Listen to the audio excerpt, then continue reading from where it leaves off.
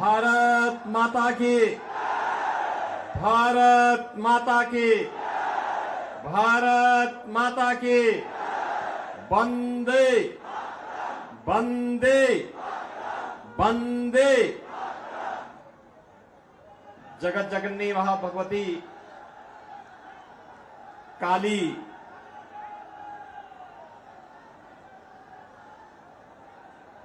के धाम घाघर बूढ़ी मंदिर को नमन करते हुए असंख्य क्रांतिकारियों को देने वाली इस आसनसोल कि आप सभी राष्ट्रवादी जनता जनार्दन का मैं हृदय से अभिनंदन करता हूं। मंच पर उपस्थित भारतीय जनता पार्टी के आसनसोल पार्लियामेंट्री कॉन्स्टिट्यूंसी से प्रत्याशी पूर्व केंद्रीय मंत्री सम्मान्य श्री एस अहलुवालिया जी, जिलाध्यक्ष भारतीय जनता पार्टी से बप्पा चटर्जी जी,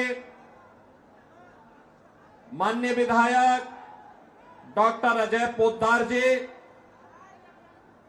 श्री कृष्णेंदु मुखर्जी जी,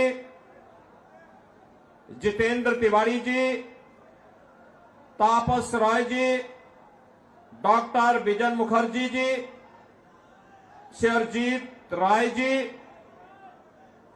भारतीय जनता पार्टी के सभी पदाधिकारीगण, आसनसोल की इस प्रतिष्ठित पार्लियामेंट्री कॉन्स्टिट्यूंसी से जुड़े हुए सभी उपस्थित मेरे बहनों और भाइयों, आज मैं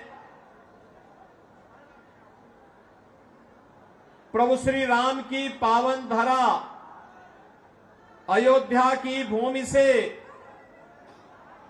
जगत जननी मां भगवती दुर्गा की इस पावन धरा को नमन करने के लिए और बंगाल के अपने भाइयों से अपील करने के लिए, विशेष अपील करने के लिए मैं यहां पर आया हूं। बहनों और भाइयों, बंगाल की परंपरा पर हर भारतवासी गौरव की अनुभूति करता है,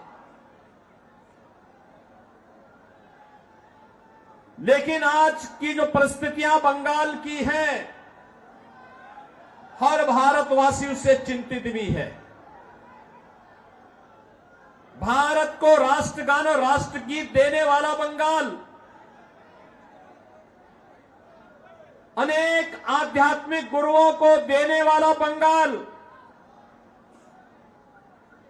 भारत की क्रांतिकारियों की एक लंबी श्रृंखला को पैदा करने वाला बंगाल, अनेक वैज्ञानिक और साहित्यकारों को जन्म देने वाला बंगाल आज हिंसा, अराजकता, भ्रष्टाचार की चपेट में आकर के क्यों लहूलुहान है? यह ज्वलंत प्रश्न जब देश की सर्वोच्च पंचायत के लिए हम चुनाव कर रहे हैं, तब बंगाल के हर जनता जनार्दन के सामने, हर मतदाता के सामने यह प्रश्न स्वतः ही उठना चाहिए। याद करिए, यही बंगाल है भारत के नव जागरण का संघनाद करने वाला बंगाल, भारत की सांस्कृतिक जागरण का संघनाद करने वाला, भारत की आध्यात्मिक क्रांति का सूत्रधार, भारत के सन्यासी विद्रोह की आधार भूमि, देश के प्रथम स्वतंत्र समर की ज्वाला को आगे बढ़ाने वाला है बंगाल, और आज हिंसा की चपेट में है, अराजकता और भ्रष्टाचार से लहूलुहान है, अस्त व्यस्त है, त्रस्त है, और अपने अस्तित्व के लिए, अपने वजूद के लिए जूझ रहा है। बहनों और भाइयों, हम में से हर व्यक्ति जानता है 1947 में इस देश का विभाजन मजहब के आधार पर हुआ था। जिन कारणों से देश का विभाजन हुआ था,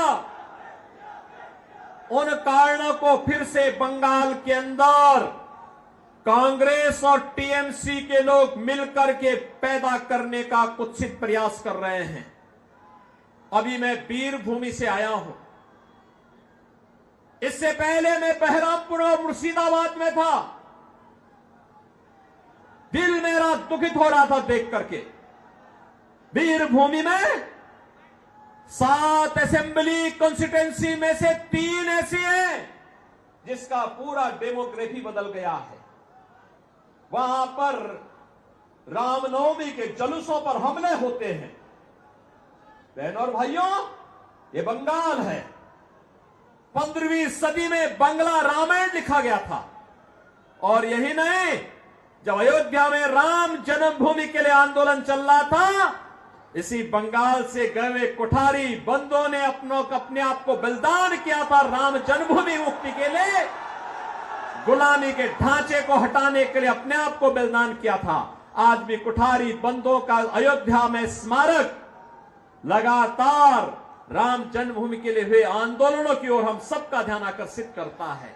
लेकिन आज इसी बंगाल में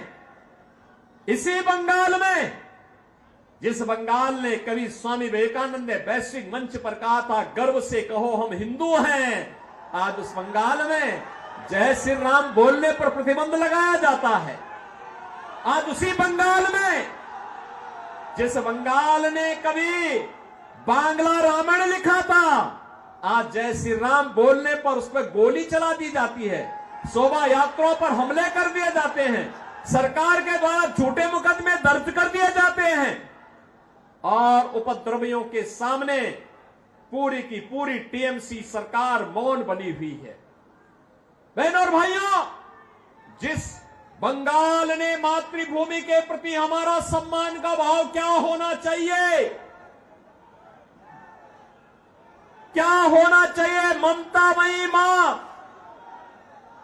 महाकाली की उपासना जगत जननी मां भगवती के रूप में कैसे होना चाहिए, पूरे देश को सिखाने वाला सभ्यता, संस्कृति, कला और संस्कारों की बंगाल की भूमि में आज संदेश खाली की घटना होती है। अपराधी को टीएमसी सरकार बचाने का काम करती है और अपराधियों के साथ जो ममता दीदी की यहां की जनता को मिलना चाहिए था, वह ममता अपराधियों को दी जा रही है। और इसलिए बहनों और भाइयों, मैं आपसे अपील करने के लिए आया हूं। ये नए भारत का, एक नए भारत को बनाने का चुनाव है। अच्छे और अनुभवी लोग, जुझारू लोग देश की संसद में जाएं, देश को प्रतिनिधित्व दे सके, मोदी जी के नेतृत्व में कार्य कर सके, सम विषम परिस्थितियों में आपके हितों के लिए कार्य करने वाला व्यक्ति होना चाहिए। इस दृष्टि से आज पूरे देश के अंदर एक ही स्वर में लोग बोल रहे हैं। उत्तर, दक्षिण, पूरब, पश्चिम, अब तक 2 चरणों के चुनाव संपन्न हो गए हैं। बहनों और भाइयों, मुझे देश के अंदर अनेक राज्यों में जाने का अवसर प्राप्त हुआ है। अकेले उत्तर प्रदेश में ही 80 लोकसभा सीटों पे चुनाव चल रहे हैं। 2 चरणों के चुनाव संपन्न हो गए हैं। महाराष्ट्र में मैं गया था, राजस्थान में मुझे जाने का अवसर मिला, छत्तीसगढ़ में गया, उत्तराखंड में गया, जम्मू कश्मीर में गया, जहां बिहार में मैं गया, जहां भी जाता हूं एक ही स्वर गूंजता है और वह स्वर है कि फिर एक बार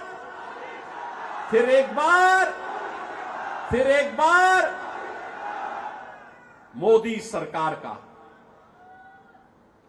बहनों और भाइयों, मोदी सरकार, ये जो स्वर है ये अचानक नहीं है। इसके लिए मोदी जी ने 10 वर्ष के अंदर जो कार्य करके दिखाया, उसके प्रति जनता जनार्दन का आशीर्वाद प्राप्त हो रहा है। जनता जनार्दन का यह आशीर्वाद इसके कारण हो रहा है। यह आशीर्वाद इसलिए क्योंकि 10 वर्ष में मोदी जी ने वह कार्य करके दिखा दिया जो कांग्रेस 65 वर्षों में नहीं कर पाई, और जो कार्य बंगाल के अंदर 15 वर्ष में दीदी नहीं कर पाई, उत्तर प्रदेश में मात्र 5 वर्ष में हम लोगों ने करके दिखा दिया। बहनों और भाइयों, 10 वर्ष में मोदी जी ने 80 करोड़ लोगों को फ्री में राशन की सुविधा का लाभ दे रहे हैं। 60 करोड़ लोगों को देश के अंदर 5 लाख रुपए की स्वास्थ्य बीमा का कवर मिल रहा है। बंगाल के अंदर दीदी जबरदस्ती लागू नहीं होने देती। 50 करोड़ गरीबों के जनधन अकाउंट खुल गए। जो कांग्रेस के लोग पहले सेंधमारी करते थे आपकी सहायता पर, अब मोदी जी ने व्यवस्था कर दी कि जनधन अकाउंट में सीधे पैसा भेजेंगे, डीबीटी के माध्यम से भेजेंगे, बीच की कमीशन खोरी बंद। 12 करोड़ किसानों को प्रधानमंत्री किसान सम्मान निधि का लाभ मिल रहा है। 12 करोड़ गरीबों के घर में शौचालय बन गए। 10 करोड़ गरीबों को जनधन के अकाउंट खुल गए।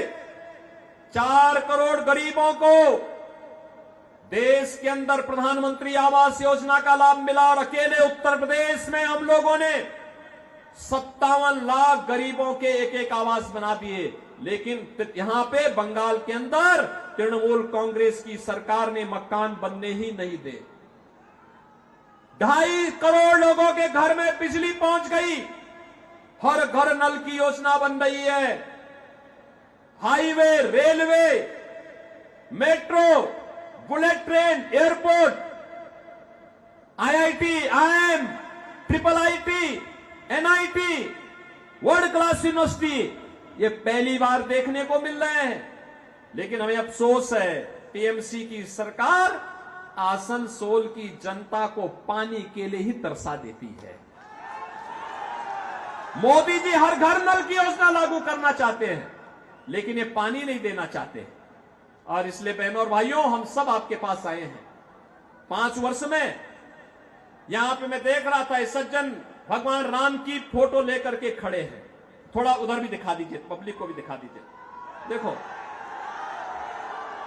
अब देखो, यहां पे रामनवमी की शोभा यात्रा नहीं निकल रही है। उत्तर प्रदेश के अंदर 50,000 स्थानों पर दुर्गा पूजा के आयोजन होते हैं। 50,000 स्थानों पर। और पिछले 7 वर्ष में एक भी दंगा नहीं हुआ, एक भी जगह कर्फ्यू नहीं लगा, क्योंकि दंगा करने वाले और कर्फ्यू लगाने वालों को पता है, अगर दंगा करेंगे, सिर्फ रामनवमी की जुलूस पर पथराव करेंगे, तो ऐसा उल्टा लटका देते हैं कि 7 पीढ़ियां भूल जाती है उनका दंगा करना भूल जाती हैं। उनकी पूरी संपत्ति को फिर हम लोग अपने कब्जे में ले लेते हैं और उस कब्जे को गरीबों में बांट देते हैं, उस संपत्ति को गरीबों में बांट देते हैं। और अब तो आप देखते होंगे, उत्तर प्रदेश में आप देखते होंगे, वहां जो बड़े बड़े माफिया थे, बड़े बड़े अपराधी थे, बहनों और भाइयों, वे गले में तख्ती लटका करके चलते हैं, कहते हैं साहब जान बकस दो, एक बार जान बकस दो, हम लोग ठेली लगा करके पेट भर देंगे। किसी गरीब और किसी व्यापारी और किसी बेटी की सुरक्षा में कोई सेंध नहीं लगाएंगे। बहनों और भाइयों, यह कार्य केवल भाजपा कर सकती है, भाजपा कर सकती है। और इसीलिए मैं आया हूं। देखो ना, आपको एक शेर जैसा नेतृत्व चाहिए और एसएस अहलुवालिया जैसा नेतृत्व आपको यहां पर भारतीय जनता पार्टी ने दे दिया है। बहनों और भाइयों, जोरदार करतल ध्वनि से उनका स्वागत करिए अहलुवालिया जी का। बहनों और भाइयों, मैं इसलिए आया हूं यहां पे क्योंकि अहलुवालिया जी आज से नहीं है नेता। हम लोगों ने जब संसद में जाना प्रारंभ किया था, सार्वजनिक जीवन में हम लोग आए थे, तब भी वह देश के नेता थे और संसद में भी हम साथ साथ रहे। केंद्रीय मंत्री के रूप में भी आपने काम किया, भाजपा के प्रवक्ता के साथ साथ विभिन्न दायित्वों का निर्वहन किया और आज ये आसनसोल का सौभाग्य है कि भारत माता का एक ऐसा सपूत आज आपके बीच में, जो इसी माटी का सपूत है, जिन्होंने इसी आसनसोल में जन्म लेकर के यहां के विकास के बारे में, भारत के विकास के बारे में, भारत को दुनिया की बड़ी ताकत बनाने के लिए और मोदी जी के आत्मनिर्भर और विकसित भारत की संकल्पना को पूरा करने के लिए जिनमें जज्बा है कार्य करने का, शेर जैसा दिल है, जूझने की एक प्रवृत्ति है, ऐसे ऐसे अहलुवालिया जी को भारतीय जनता पार्टी ने, मोदी जी ने अपना प्रतिनिधि बना करके आसनसोल में भेजा है। और इसलिए बहनों भाइयों, मैं आपको कहने के लिए आया हूं, सुरक्षा आपकी है, बंगाल भी आपका है, भारत भी आपका है और वोट भी आपका है। और इसलिए निर्णय भी आप ही को करना है। और आपका निर्णय अगर भाजपा के पक्ष में आता है तो सुरक्षित और समृद्ध बंगाल बनेगा, सुरक्षित और समृद्ध आसनसोल बनेगा। बहनों और भाइयों, तनिक भी भूल आतंकवाद के उस दौर को ला देगा, नक्सलवाद के उस दौर को ला देगा जहां विस्फोट होते थे, अराजकता फैलती थी, गुंडागर्दी का वह दौर जो भारत ने झेला है। बहनों और भाइयों, बंगाल को भी चाहिए यूपी जैसा मॉडल, चाहिए ना, चाहिए ना। देखो ना, पहले लोग कहते थे, जब कोठारी बंधु बलिदान हुए थे तब नारा लगता था, अंतिम समय में भी उन्होंने एक नारा लगाया था कि रामलला हम आएंगे, यही नारा लगता था ना। एक कांग्रेस और टीएमसी के लोग, ये नाम भले ही अलग अलग हैं लेकिन एक ही थैली के चट्टे बट्टे हैं, कोई अलग नहीं है। लूट में, अराजकता में, भ्रष्टाचार में, ये तीनों, कांग्रेस, टीएमसी और कम्युनिस्ट, ये तीनों एक ही है। नाम भले अलग अलग होगा क्योंकि लूट का तीनों का तरीका अलग अलग है, लेकिन तीनों एक हैं। इसलिए तीनों पे विश्वास नहीं करना, हमें आध्यात्मिक परंपरा को समृद्ध बनाने के लिए कार्य करना है। और आध्यात्मिक परंपरा को आगे बढ़ाने के लिए मैं आज आपके पास आया हूं यही कहने के लिए कि यह हमारा दायित्व बनता है कि गुरुओं की भूमि को, आध्यात्मिक गुरुओं की इस भूमि को, क्रांतिकारियों की इस भूमि को मोदी जी के विजन के अनुरूप सोनार बनाने के लिए 13 मई के लिए चौथे चरण में आपको चुनाव करना है। बहनों और भाइयों, चुनाव के दौरान प्रत्याशी का घर घर जाना कठिन होगा। एक पार्लियामेंट्री कॉन्स्टिट्यूंसी काफी विस्तार होती है और मेरी आप सबसे अपील होगी, मोदी जी का प्रतिनिधि बन करके, अहलुवालिया जी का प्रतिनिधि बन करके घर घर आप स्वयं जाइए, कमल चुनाव चिन्ह के लिए वोट लाइए। इलेक्ट्रॉनिक जो वोटिंग मशीन है, ईवीएम में पहले नंबर पर एसएस अहलुवालिया जी का नंबर है, कमल छाप का, और पहला बटन दबाना है। इसके लिए सहमत हैं? घर घर जाएंगे, सुरक्षित और समृद्ध बंगाल बनाएंगे, आत्मनिर्भर और विकसित भारत की संकल्पना को आगे बढ़ाने में योगदान देंगे। सभी लोग सहमत हैं? तो मैं निश्चित होकर के जाऊंगा कि अहलुवालिया जी भारी बहुमत से विजयी बनेंगे। सहमत है ना? किसी बहकावे में तो नहीं आएंगे, नहीं आएंगे। सभी सहमत है ना? तो भाइयों, आप देखना, आप भी ऐसे आगे बढ़ेंगे जैसे आज अयोध्या में राम मंदिर का निर्माण आसानी से हो गया। सहमत है ना? कितने लोग अयोध्या गए? गए ना? पहले में और अब में अंतर आया होगा ना? अब तो अच्छा लगा होगा ना बंगा वहां पे। और बहनों और भाइयों, जैसे अयोध्या आज आपकी लगती होगी, ऐसे ही बंगाल को भी बनाना है। सहमत है ना?